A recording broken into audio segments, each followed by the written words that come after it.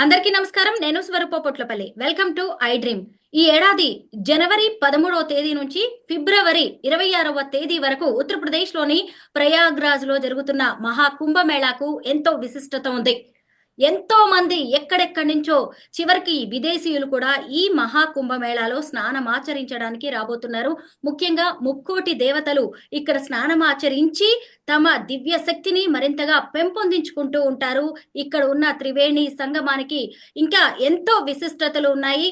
అయితే ఈ కుంభమేళాలో స్నానమాచరించడానికి ఏ రోజు వెళ్ళాలి, ఎప్పుడు ఎలాంటి పూజలు చేయాలి, అయితే అక్కడ ఉండే స్వామీజీలను, పండితులను, పూజారులను ఎవరిని నమ్మాలి, ఎలాంటి పూజలు చేయించుకుంటే ఎలాంటి ఫలితాలు వస్తాయి, వారికి ఎంత డబ్బు రూపేణా మనం చెల్లించవచ్చు, ఇలా అలాగే ఇంకొక వైపు ఇక్కడికి వస్తున్న వాళ్ళు ఎలాంటి జాగ్రత్తలు తీసుకోవాలి, ఎన్ని రోజులు ఉండాలి, ఇలా అనేక విషయాల మీద మనకు వివరణ అందించడానికి వారణాసి నుంచి అఘోరా శక్తిపీఠం వ్యవస్థాపకులు వైఎస్ బాలకృష్ణ గారు జూమ్ లో ఇంటర్వ్యూలో నాతో పాటు రెడీగా ఉన్నారు. ఆయనతో మాట్లాడి అనేక విషయాలు తెలుసుకుందాం.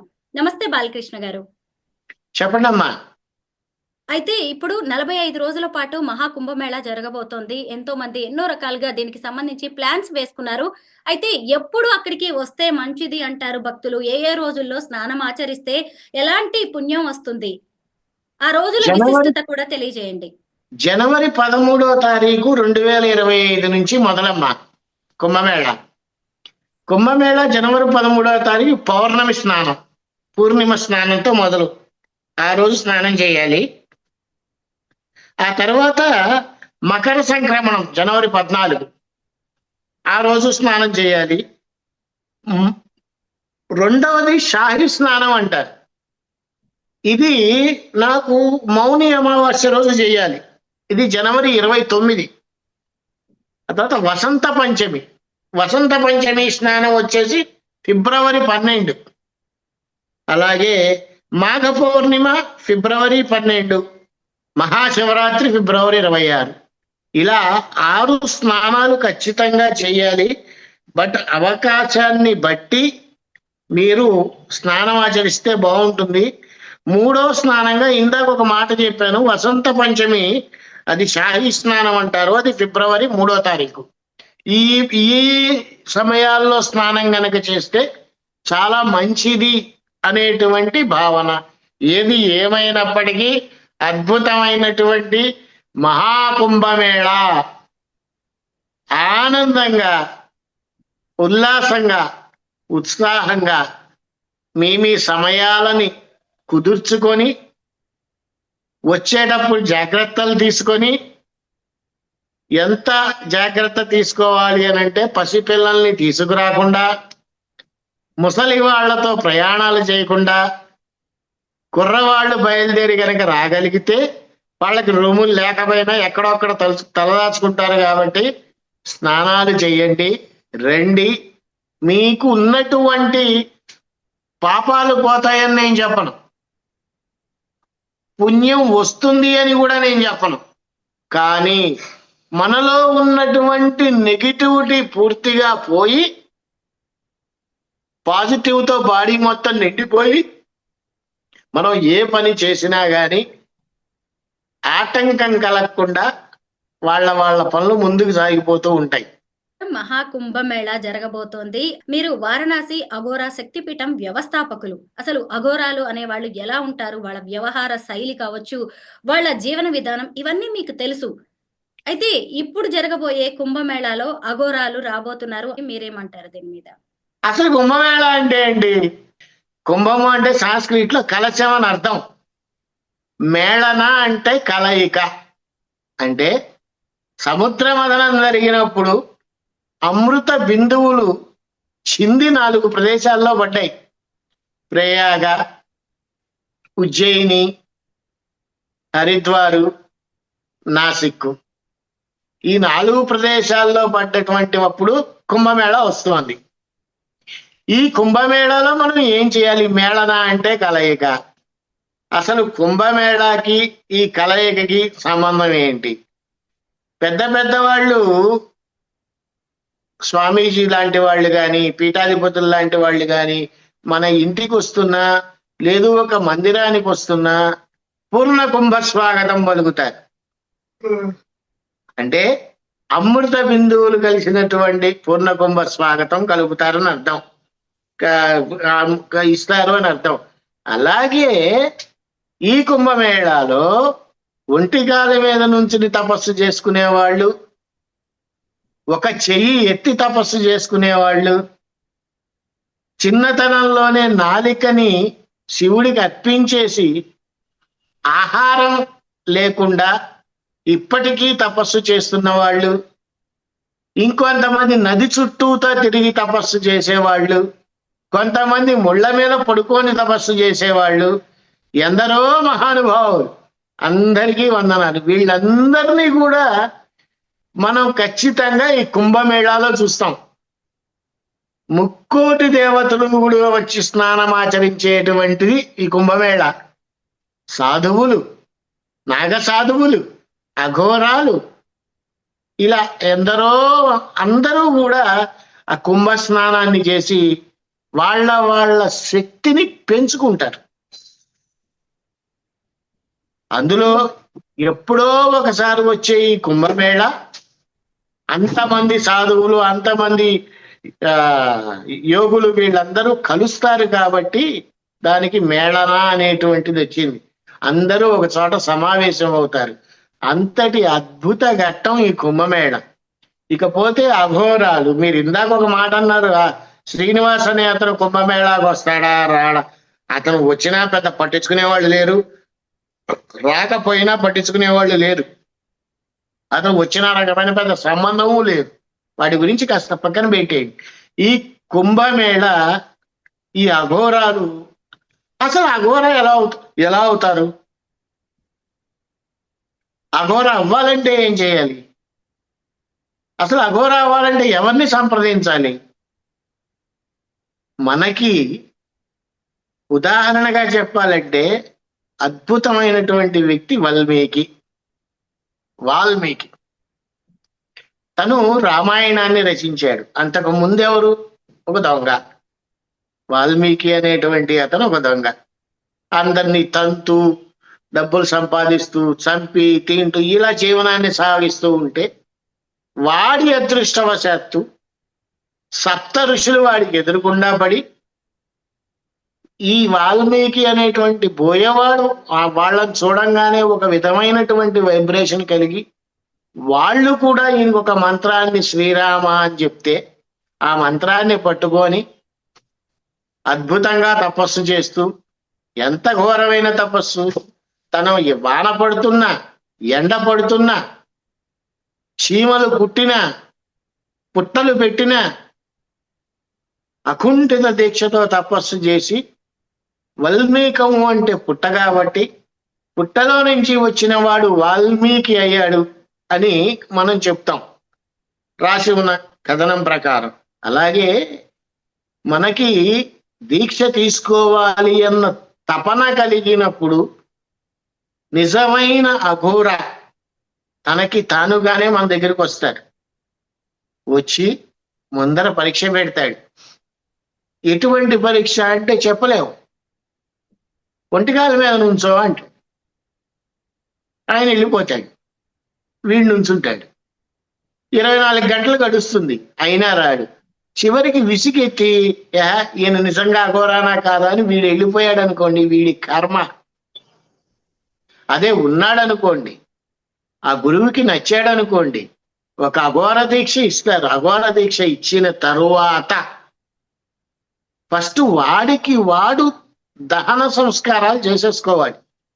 అంటే నేను ఇంకొక జన్మ ఎత్తుతున్నాను అఘోర రూపంలో, నాకు ఆ జన్మ అవసరం లేదు అని తనకి తాను పితృకార్యం, పిండ ప్రదానాలు చేసేసుకోవాలి.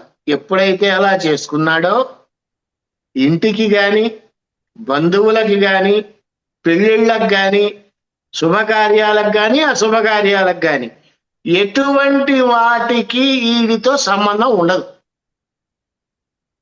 24 గంటలు ఆ ఘోర, ఏ గురువు గారు అయితే అఘోర మంత్రాన్ని ఇచ్చారో ఆ మంత్రాన్ని చెప్పిస్తూ తనకి తాను సిద్ధింప చేసుకుంటూ ఉండాలి.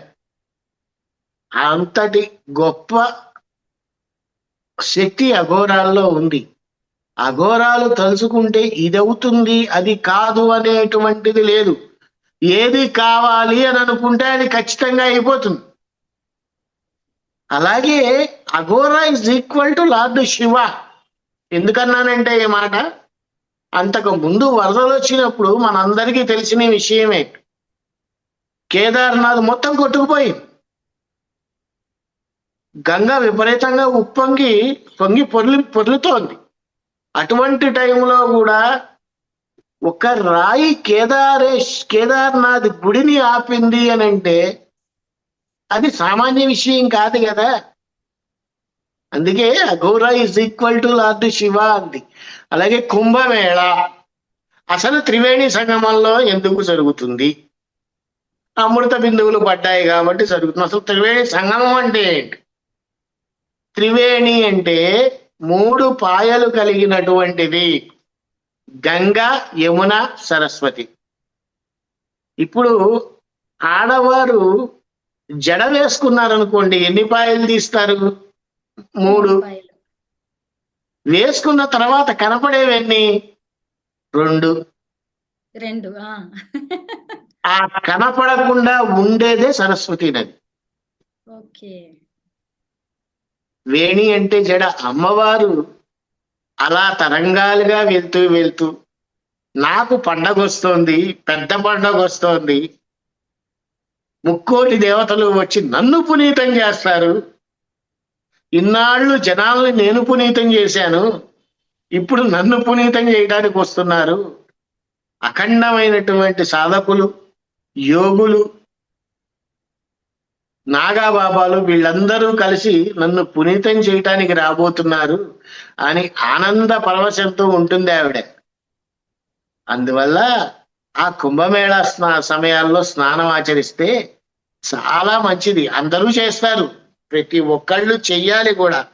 కానీ కొన్ని చెప్పచ్చో లేదో తెలియదు. కానీ అమ్మ, నాకు ఈసారి వచ్చే వాళ్ళందరికీ కూడా ఒక చిన్న హెచ్చరిక అనుకోండి.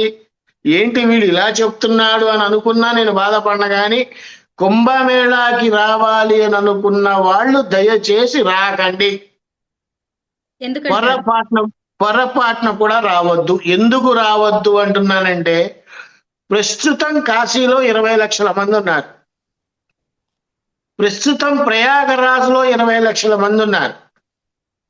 13వ తారీఖు నుంచి వచ్చే నెల 26వ తారీఖు దాకా దాదాపుగా 10-15 కోట్ల మంది వచ్చేటువంటి అవకాశం చాలా ఎక్కువగా ఉంది. అందులో డౌటే లేదు. 45 రోజుల పాటు జరుగుతున్న ఈ మహాకుంభమేళాకి దాదాపు 40 కోట్ల మంది రాబోతున్నట్టుగా ఇప్పుడైతే ఒక అంచనా ఉంది. దాన్ని బట్టి చూస్తే ఇప్పుడు మీరు ముందుగానే హెచ్చరికలు చేస్తున్నారు, కానీ జనం వీటన్నిటిని పట్టించుకోరు కదా. మీ అందరికీ తెలిసిందే.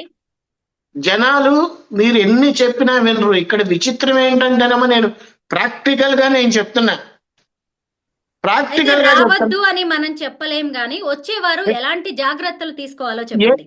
మీరు ఏ జాగ్రత్తలు తీసుకోలేరు, నేను అదే చెప్తున్నాను. అందుకనే ఏ జాగ్రత్తలు మీరు తీసుకోలేరు. ఫస్ట్ మీరు రూమ్ ఎత్తుక్కోవాలి అంటే 1000 రూపాయల రూమ్ 9,000, 10,000 ఇస్తున్నారు. ఎంత డబ్బని ఖర్చు పెడతారు? ప్లస్ 9,000 కాదు 10,000 పెట్టినా కానీ రూములు దొరకట్లే. అది కూడా 24 గంటలకు మించి ఇవ్వటల్లా. ఇప్పుడు రాకుండా జనవరి 25 తర్వాత రండి, వస్తే కాస్త ఫ్రీ అవుతుంది. ఆ టైంలో వచ్చి స్నానం చేయండి, తప్పు లేదు. నేను మొట్టమొదటి రోజే మునిగేస్తాను, ఉన్న పాపం మొత్తం పోగొట్టుకోవాలి, మళ్ళీ రేపటి నుంచి ఫ్రెష్గా పాపాలు మొదలు పెట్టాలి అనుకుంటే సర్వే జన సుఖినో భవంతు అని అనుకోవాలి. ఎందుకంటే ఎలాంటి ప్రమాదము కూడా జరగకుండా చూసుకోవాల్సిన బాధ్యత మనలోనూ ఉంది, ప్రభుత్వం వారి మీద ఉంది. చాలా మటుకు ఏదైనా జరిగితే ఏంటి అనే క్వశ్చన్స్ వస్తున్నాయి. నిన్న కూడా నాకు అలహాబాద్ నుంచి ఒక మీడియా పేరు చెప్పాలండి, మీడియా సంస్థ వారు, అలహాబాద్ నుంచి కాదు సారీ హైదరాబాద్ నుంచి ఒక ప్రముఖ మీడియా సంస్థ వారు నాకు ఫోన్ చేసి లెటర్స్ కూడా పంపించారు పర్మిషన్స్ కి.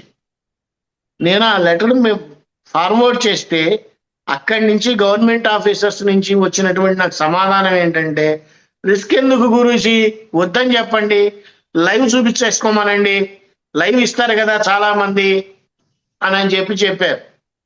ఆ ఛానల్ పేరు చెప్పడం కూడా నాకు బాగోదు. అందుకని ఆ ఉద్దేశంతోనే నేను ఛానల్ పేరు చెప్పడం లేదు మీకు. చాలా పెద్ద ఛానల్ అది. కాకపోతే ఏంటంటేనమ్మా, చేసే పని కరెక్ట్ గా చేస్తే, ఆలోచించి చేస్తే ఇబ్బందులు జరగకుండా ఉంటాయి. ఇబ్బందులతో వచ్చి ఇబ్బంది పడటం కన్నా కూడా అందులో మెయిన్ ఏంటంటే, ఏ ఎండాకాలమో అయితే పర్వాలా, చలికాలం స్వెట్టర్ లేకుండా బయటికి రాలేం, స్వెట్టర్ కాదు జర్కిన్ లేకుండా రాలేం. అంత చలిలో వణుకుతూ స్నానాలు చేసి పిల్లల్ని వేసుకొని పిల్లల్ని గంగలో ముంచి వాళ్ళకి జలుబులు జ్వరాలు దగ్గులు వచ్చి ఇలాంటి వాటికి కాస్త దూరంగా ఉంటే మంచిది. స్నానం తప్పు అని నేను ఎప్పుడు చెప్పను, రాకూడదు అని చెప్పను.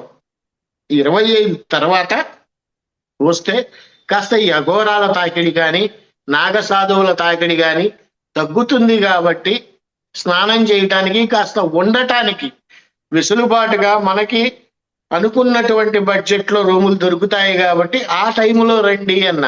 అలాగని మేము శివరాత్రికే ఉండటానికి వస్తున్నాము అంటే ఎంత చెప్పినా వినకపోతే ఏం చేస్తామమ్మా, ఏమీ చెయ్యలేం. అది విషయం. చెప్పు తల్లి.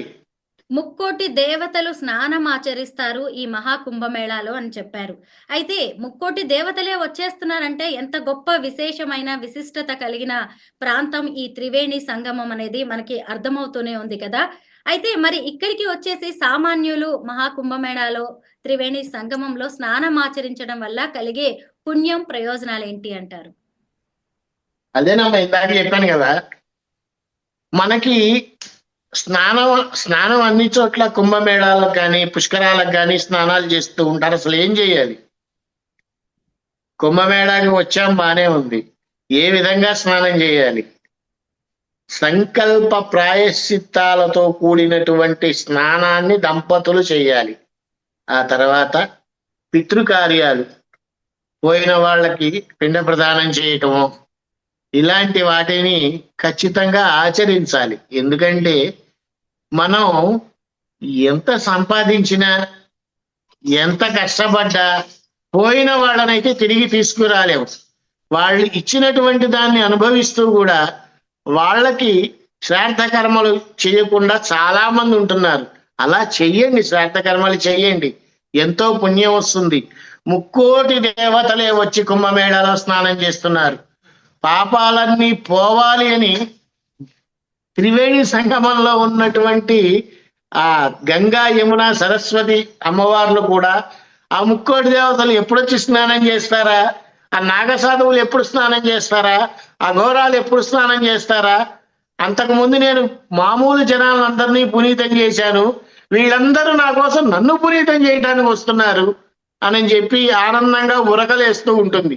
అలాగే ఈ పితృకార్యాలు చేసేటప్పుడు కూడా విపరీతమైనటువంటి డబ్బుల్ని వసూలు చేస్తూ ఉంటారు. ప్రస్తుత పరిస్థితుల్లో ప్రయాగలో కొన్ని పేర్లు ఉన్నాయి, చెప్పకూడదు.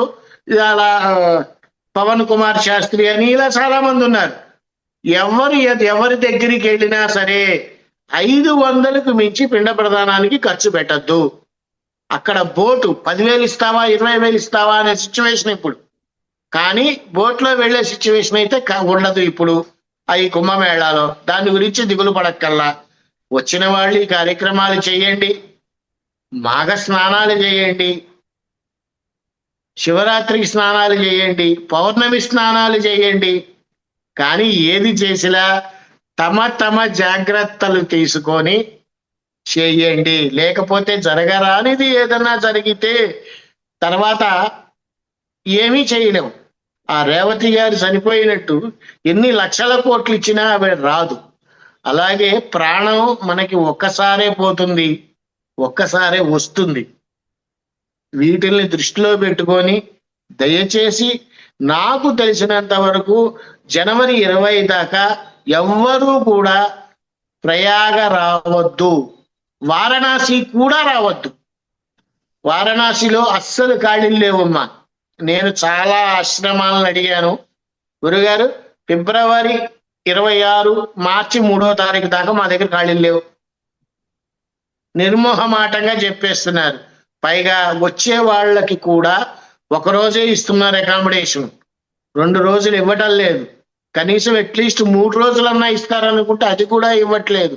ఇవన్నీ ఆలోచించుకొని వస్తే బాగుంటుంది. చలికాలం కాబట్టి ఇంత జాగ్రత్త చెప్పాల్సి వస్తుంది. అదే ఎండాకాలం అనుకోండి, ఆ రూమ్ దొరకలేదా పర్వాలా, గంగ దగ్గర పడుకుంటాం, గంగ మెట్ల మీద పడుకుంటాం, అమ్మవారి ఒడిలో పడుకుంటాం అని చెప్పచ్చు. ప్రస్తుతం ఇక్కడ పరిస్థితి అది కాదు. ఇప్పుడు నేను మాట్లాడుతున్నా గానీ టెంపరేచర్ నాకు 12 ఉంది ఇప్పుడు. అలాగే రాత్రిపూట టెంపరేచర్ 4, 6 అలా పడిపోతోంది. విపరీతమైన చలి. దయచేసి ఇవన్నీ దృష్టిలో పెట్టుకొని వచ్చే వాళ్ళందరూ కూడా 1కి 100 సార్లు ఆలోచించరండి. నా సలహా అయితే, నన్ను తిట్టుకున్నా పర్వాలా, దయచేసి రావద్దు. బాలకృష్ణ గారు, ప్రయాగరాజ్ లో ఈ త్రివేణి సంగమం ఎప్పుడు ఉంటుంది? ఈ మహాకుంభమేళ సమయంలో ఆ రోజుల్లోనే స్నానం ఆచరించాలి అంటారా, లేదంటే తర్వాత మనకి వీలైనప్పుడు ఎప్పుడు చేసినా ఆ స్నానం ఫలితం దక్కుతుందంటారా? అంటే నేను మాఘ కార్తీక యోస్నానం సన్యాసం బ్రహ్మచర్యకం ఇలా కొన్ని తిథులలో ముఖ్యమైనటువంటి పండగల్లో, మకర సంక్రమణం రోజున, అలాగే శివరాత్రి 26వ తారీఖు కాబట్టి మీరు స్నానం వద్దన్న ప్రతి ఒక్కళ్ళు చేస్తారు ఆ రోజున. ఎందుకంటే ఉపవాసం ఉంటారు, జాగరణ చేస్తారు కాబట్టి చక్కగా ఉంటారు. కాబట్టి నేను చెప్పిన టైముల్లో స్నానం చేస్తే కాస్త ఇంకొంచెం పాజిటివ్ పెంచుకుంటారు. నిజం చెప్పాలంటే అమ్మా, త్రివేణి సంగమంలో ఎప్పుడు స్నానం చేసినా అద్భుతమైనటువంటి పాజిటివ్నెస్ వస్తుంది. రాదు అనేటువంటిది ఏమీ లేదు. కాకపోతే ఏంటయ్యా అంటే, ఇందాక నేను చెప్పినట్టు మేళన అంటే కలయిక, మనకి కాదమ్మా, సాధువులకి, యోగులకి, అఘోరాలకి, వీళ్ళంతా ఒక చోట కలుస్తారు. చాలా మంది స్నానాలు చేయడానికి వస్తారో రారో నాకు తెలియదు, కానీ వీళ్ళని చూడటానికి వచ్చే వాళ్ళు ఎక్కువ ఉంటారు. రష్ అనేటువంటిది అక్కడే ఎక్కువగా ఉంటుంది. అఘోరాలను చూద్దాం, ఎప్పుడు కనపడరు కదా, నాగసాధువులను చూద్దాం, వస్తున్నారు తప్పితే భక్తిగా కుంభమేళాలో స్నానం చేయడానికి వెళ్దాం అనుకునేవాళ్ళు నాకు తెలిసి 90% లేరు. ఈ మిగతా 10% అందరూ కూడా భక్తిగా స్నానం చేస్తారు, కానీ ఈ 90% పీపుల్ అఘోరాలను చూడాలి, వాళ్ళు ఎలా ఉంటారో చూడాలి, అలా ఇచ్చేసేవాళ్ళు. ఒకటి, ఇంకొకటి అంత చలిలో మునిగి స్నానం చేయటం అనేటువంటిది నాకు తెలిసి కష్టమే అవుతుంది వీళ్ళకి. బట్ ఏది ఏమైనప్పటికీ జాగ్రత్తలు అనేటువంటిది చాలా అవసరం. 1కి 10 సార్లు మళ్ళీ మళ్ళీ చెప్తున్నాను, ఆలోచించుకొని కుంభ స్నానాలకి రండి. ఆలోచన లేకుండా మనకి టికెట్ దొరికింది, ఫ్లైట్ దొరికింది అని ఎక్కేసి వచ్చేస్తే ఇక్కడికి వచ్చిన తరువాత బాధపడటం కన్నా బయలుదేరేటప్పుడే ఆలోచించుకొని బయలుదేరటం మంచిది. ఎందుకంటేనమ్మా, నాకు అర్ధరాత్రి కూడా 2ంటికి ఫోన్ చేస్తున్నారు, అయ్యా మాకు రూములు లేవు. నేనేం చేయగలుగుతాను? రూమ్స్ అసలు ఎక్కడా లేవు. అలహాబాద్కి వెళ్ళేవాళ్ళు ఫోన్ చేస్తున్నారు, ఇక్కడికి వచ్చేవాళ్ళు ఫోన్ చేస్తున్నారు. చివరికి నా ఒకరు ఫోన్ అయితే స్విచ్ ఆఫ్ చేసేసారు. అలా జరుగుతున్నాయి పరిస్థితులు. పోనీ ఎక్కడన్నా చెప్దాము, మనతో ఎప్పుడు మాట్లాడుతూ ఉంటారు వాళ్ళు. ఒక రికమెండేషన్ చేద్దామంటే 10,000 ఇస్తారా గురువు గారు? ఒక రూమ్కి స్టార్ హోటల్లో కూడా అంత కాస్ట్ ఉండదేమో. అందులో గంగ పక్కనే రూములు 10,000 ఇస్తారా, 15,000 ఇస్తారా? పోనీ పడుకులు లేచి వెళ్ళిపోతామండి అని అంటే 500 ఇవ్వండి. ఇలా అది వాళ్ళ తప్పు కాదమ్మా. ఇక్కడ ఉండేటువంటి రష్కి ఏం చేయాలో తెలియక మాట్లాడటం ఇవన్నీ. సో వీటన్నిటిని ఆలోచించుకొని ఒక్కసారి మీ ప్రయాణాన్ని ఫిక్స్ చేసుకుంటే మంచిది. నన్ను అడిగితే మాత్రం జనవరి 25 దాకా బయలుదేరద్దు. మహాకుంభమేళ అనేది మహా తీర్థయాత్ర. అక్కడికొచ్చేసి ఆ విశ్వేశ్వరుడిని దర్శించుకోవడమే కాదు, చుట్టుపక్కల ఉన్న ప్రాంతాలను గూడా సందర్శించాలి, పుణ్యక్షేత్రాలని చూసి రావాలని చాలా మంది అనుకుంటారు. అయితే మహాకుంభమేళాకి ధైర్యం చేసి వచ్చేవాళ్ళు చుట్టుపక్కల ఉన్న వేటిని సందర్శిస్తే ఎలాంటి ఫలితం కలుగుతుందంటారు? చుట్టుపక్కల అంటానమ్మా, అసలు నిజం చెప్పాలంటే ఒక కాశీ చుట్టానికే జీవితకాలం సరిపోదు. అవును. ఒక జీవితకాలం సరిపోదు కాశీ చుట్టానికి. కాశీ వస్తే ఏం చూడాలి? కాలభైరవ దర్శనం, విశాలాక్షి అమ్మవారు, అన్నపూర్ణాదేవి తల్లి, వారాహి, సంకట విమోచన హనుమాన్ మందిరం, ఇవి అందరూ చూసేవి. ప్రత్యేకంగా ఏమున్నాయి? నవదుర్గలు, నవగౌరీలు, ద్వాదశ ఆదిత్యులు, చెప్పన్న గణపతులు, అష్టభైరవులు, ఇలా చెప్పుకుంటూ పోతే ఒక 1000-2000 గుళ్ళ పేర్లు చెప్తా నేను. మెయిన్ ఇంపార్టెంట్వి చెప్తున్నా. ఆ తర్వాత కాశీ చుట్టుపక్కల వింధ్యాచలం, వింధ్యవాసిని అమ్మవారు, అలహాబాద్ నుంచి దగ్గరే, కాశీ నుంచి కూడా దగ్గరే. వింధ్యవాసిని అమ్మవారిని చూడొచ్చు. అయోధ్య శ్రీరామచంద్రుల వారు, ఆయన్ని చూడొచ్చు. అలహాబాదు, ప్రయాగే మాధవేశ్వరి. చాలా మందికి తెలియని విషయం ఏంటంటే, ప్రయాగే మాధవేశ్వరి అనేటువంటిది ఒక శక్తిపీఠం. 100% మంది ఒరిజినల్ శక్తిపీఠాన్ని ఈ రోజు వరకు కూడా చూడాల. అలోపి మాత అని ఒకటి ఉంటుంది అక్కడ ప్రయాగలో. అమ్మవారు బావిలో ఉంటారు. దాన్నే తీసుకెళ్లి మాధవేశ్వరి శక్తిపీఠం అని చెప్తారు. అది కాదు. ప్రయాగ నుంచి 5 కిలోమీటర్లు వెళ్తే ప్రయాగలోనే సన్న సందులో ఉంటుంది అమ్మవారు. ప్రయాగే మాధవేశ్వరి, ఆవిడ ఒరిజినల్ శక్తిపీఠం. అది చూడొచ్చు. పడుకున్నటువంటి హనుమంతుల వారు ప్రయాగలో ఉన్నారు, ఆయన్ని దర్శనం చేసుకోవచ్చు. వారణాసి త్రైలింగ స్వామి, త్రైలింగేశ్వరుడు, ఆయన్ని దర్శనం చేసుకోవచ్చు. ఘాట్స్, ముఖ్యమైన ఘాట్లు మణికర్ణిక, దశాశ్వమేధ ఘాట్, కేదార్ ఘాట్, హనుమాన్ ఘాట్, ఇలా 68 ఘాట్లు, 64 ఘాట్లు ఉన్నాయి. అన్నీ చూడొచ్చు. ఇలా లోలార్కేశ్వరుడు అంటే, లోలార్కుడు అంటే సూర్యుడు. ఆ లోలార్కు కుండంలో స్నానం చేస్తే చర్మరోగాలు పోతాయి. ఇప్పటికీ ఉంది కాశీలో. అలాగే మహామృత్యుంజయుడు అనేటువంటి మందిరంలో, కాలభైరవుడికి దగ్గరగా ఉంటుంది, అక్కడ ధన్వంతరి కూపం అని ఒక బావి ఉంది. ఆ బావిలో గనక నీటిని తాగి క్యారీ చేసుకొని గనక వెళ్ళగలిగితే మనకున్నటువంటి దీర్ఘకాలిక రోగాలకి కాస్త ఉపశమనం దొరుకుతుంది. మహామృత్యుంజయ మందిరంలో ఉంది ధన్వంతరి కూపం అని. అలా ఇలా చెప్పుకుంటూ పోతే చాలా ఉన్నాయి. ప్రత్యేకంగా కాశీ శివరాత్రికి ఒక 4-5 రోజుల ముందర మీరు నాకు దయ ఉంచి ఒక జూమ్ లింక్ పంపండి. శివరాత్రి రోజు ఏం చేయాలి, శివరాత్రి రోజు ఎట్లా వెళ్ళాలి, ఎక్కడ ఏమేం జాగరణ చేయాలి, ఏమేం గుళ్ళు చూడాలి, స్పెషల్ గా శివరాత్రి రోజున ఒక ఎపిసోడ్ చేద్దాం తప్పకుండా. ఇలా చాలా ఉన్నాయి టెంపుల్స్. అలా దర్శనం చేసుకుంటూ ఉండండి. కాకపోతే ఎంత దర్శనం చేసుకోవాలనుకున్నా దర్శనానికి సమయం అయితే ఇది కాదు. 1-10 సార్లు ఇదే మాట చెప్తున్నా నేను.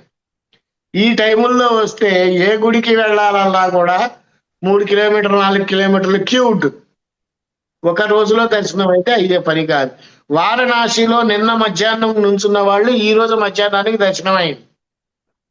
విశ్వనాథుడి దర్శనం అంత రష్గా ఉంది. సర్వే జనా సుఖినో భవంతు, లోకా సమస్తా సుఖినో భవంతు. చెప్తండి. మహాకుంభమేళాకి సంబంధించిన వాస్తవ పరిస్థితులను మాకు మంచిగా వివరించారు. ముఖ్యంగా మహాకుంభమేళాకు వస్తున్నారా, జరభద్రం అంటూ అందరినీ హెచ్చరించారు. మొత్తానికి భగవంతుడికి భక్తుడికి ఉన్న అనుబంధం అందరికీ తెలిసిందే. వారి భక్తి వారిని ఎక్కడి వరకు తీసుకొస్తుందో మనం చెప్పాల్సినవి మీరు చెప్పాల్సినవి మీరు చెప్పారు. చూద్దాం. ధన్యవాదాలండి.